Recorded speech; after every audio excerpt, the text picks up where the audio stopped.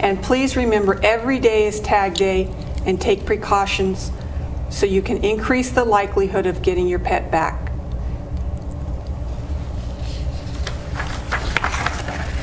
Those are some happy looking animals. They're very happy, especially when they're spayed and neutered, and that goes into our next. It changes their disposition, I feel.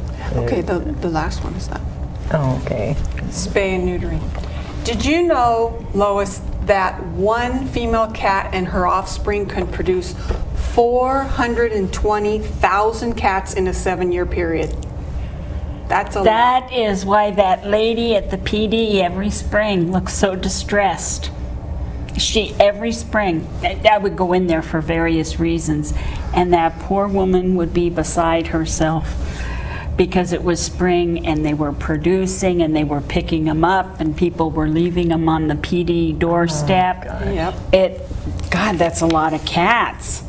And one female dog and her offspring can produce 67,000 dogs in a 4-year period.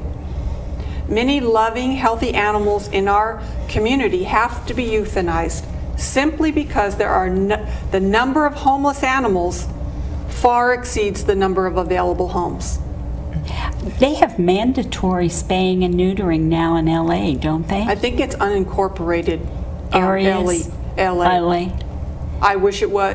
I really wish it was mandatory for everyone, unless they have some sort of a special kennel license with a special pure breed. Yeah, and I think part of that was in reaction to the dog packs. They were reproducing, weren't adopted, they were just running wild. And then they go to the shelter, death row. Yeah. 6 to 8 million dogs and cats enter the shelter across the United States every year, and 3 to 4 million are euthanized simply because of lack of homes. These are healthy, lovable animals. 8 million, that's about the population of LA County. Is that's a lot. Yeah, real close. The best prevention for this is to spay and neuter your animals. We can all do our part by saving a life by spaying and neutering to help stop the pet overpopulation. There's also, Diane was mentioning, spay and neutering is not just to cut the population. She said you were talking to her about spaying and neutering because they're health reasons for the animal. Yes, absolutely. It helps reduce a pet's desire to roam. You can put that up. In search of a mate, which can lead to car accidents, animal fights, injuries, and stolen animals. Did you know that 90% of the male dogs who get hit by a car, they found to be unneutered because they're roaming for a mate. They can't help themselves. Yeah. They're We driven. can help them. We can help them, though. Okay. And it eliminates all problems and risks in pregnancy and birth. If your dog or cat got pregnant, you don't have to worry about that if it's spayed or neutered. Well, you think about us having a child every 2 years, and these numbers, that's all that animal does is deliver all they do. a bunch of pups and then get pregnant and deliver a bunch of. And it's not a very fair. It drains the mother. Why It do drains the mother. people let them do that? That's not a very They're happy not life. responsible people. And it eliminates the risk of uterine, ovarian, and mammary cancer in females if you get her spayed. Okay. And in the male, it reduces the risk of prostate problems, testicle cancer, and hernias if you get him what they call neutered for the male. Yeah. It allows your pet to relax and live longer and enjoy being part of the family. Yeah. They just don't have that constant drive to get out and look, calms them down.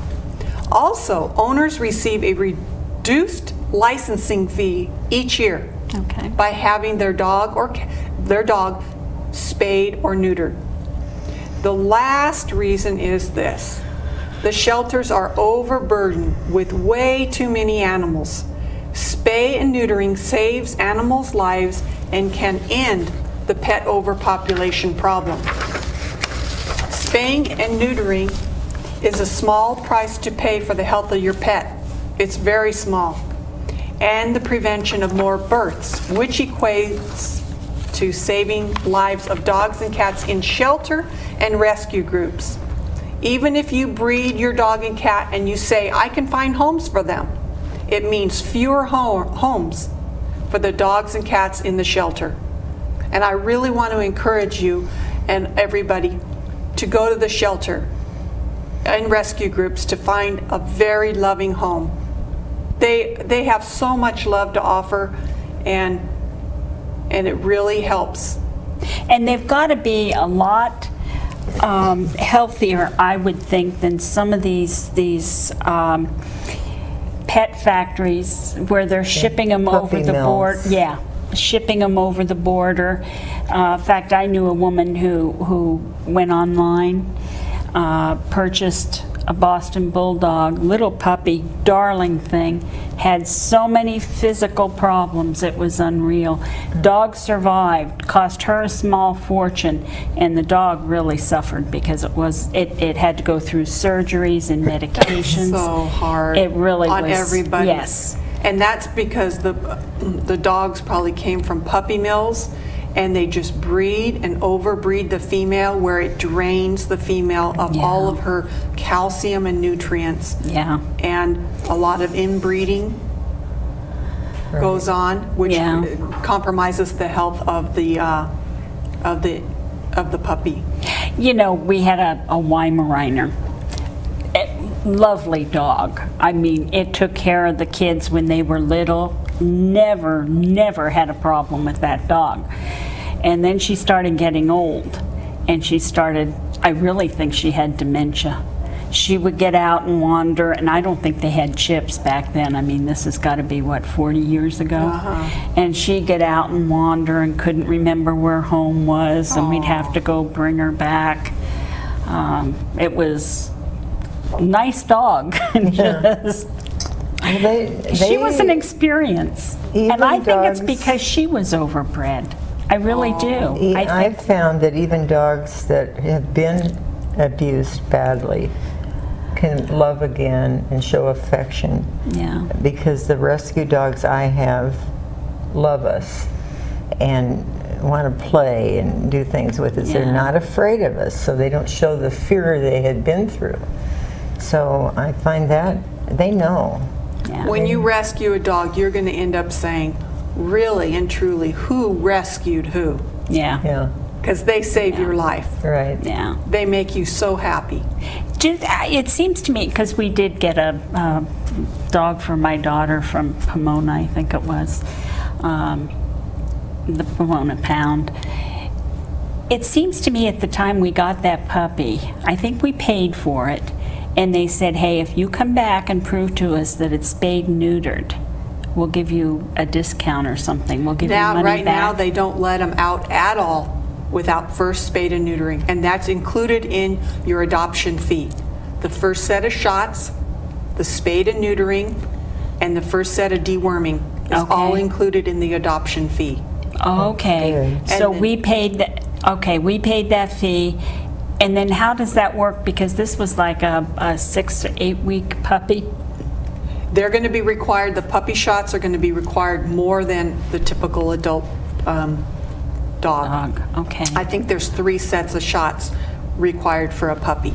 And they tell you all of that up front. The first set of shots is included in your adoption fee. Okay. And then the second set of shots, that's going to be up to you.